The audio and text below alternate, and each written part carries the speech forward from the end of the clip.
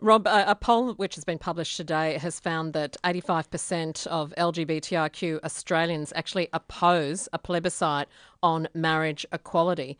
It also found that 57.8% oppose a plebiscite, even if it's the only way that marriage equality can be achieved in the life of the Malcolm Turnbull government.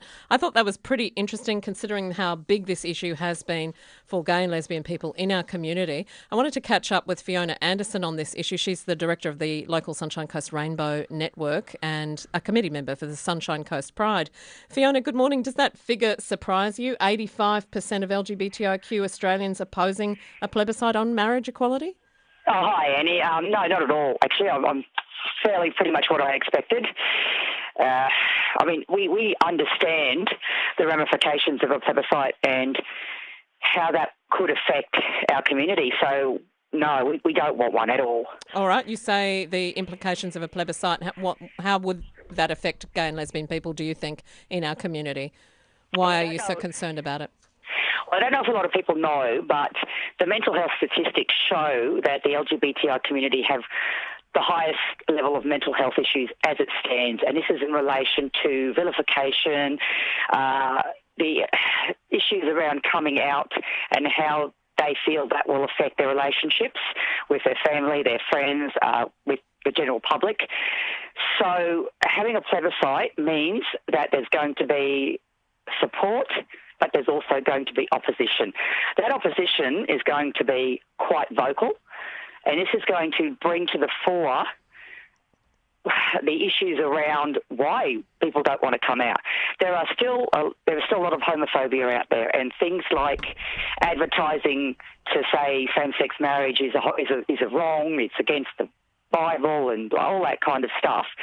It's just going to make people who either may already not want same-sex marriage and people who may be ambivalent really resent the fact that they have to vote on this.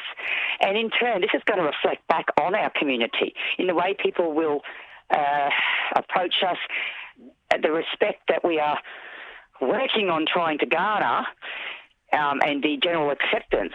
It's going to be an uphill battle. And our young people, specifically, who are already struggling with their sexuality, particularly when it comes to our transgender youth, it's just going to be that much harder for them. And I do believe that the divisiveness that will occur will really increase the rates of suicidal ideation, of suicides themselves amongst our general population. Fiona, I haven't seen the survey, but I imagine is the preferred option for it just to be just for the legislation to pass without any plebiscite, without any referenda that could go wrong.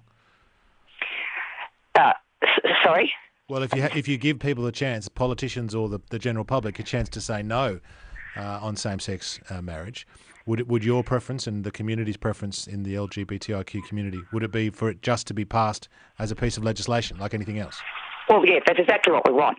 It's an act in Parliament. It's a very, very easy free vote amongst the politicians. That's all they need to do. They didn't have a plebiscite to change the Marriage Act in the first place to just be defined as marriage between a man and a woman. Heterosexuals didn't have to go through a vote for that. Why should we have to go for a vote to turn it back? But Fiona, to resolve the issue on the matter of a free vote on the floor of Parliament, surely that means that the issue of gay marriage might not be dealt with at the very least until after the next election. And we accept that. So that's what you'd prefer? That's what we prefer. We don't want to have to go through the psychological issues that may happen in relation to a plebiscite.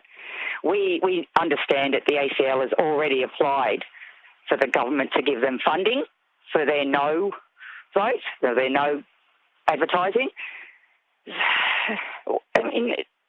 They have the money to do us great damage, and they will, because they don't believe in homosexuality at all. So, we don't want to have to go through that. We don't know how the plebiscite's going to be worded, how it's going to be slanted one way or the other. The risk of the plebiscite wording is not something we want to have to take on board. And we know that it doesn't have to be that way. And if this government refuses to back down on a plebiscite, we will vehemently oppose it, and we will wait until a government who has common sense actually is elected into federal parliament.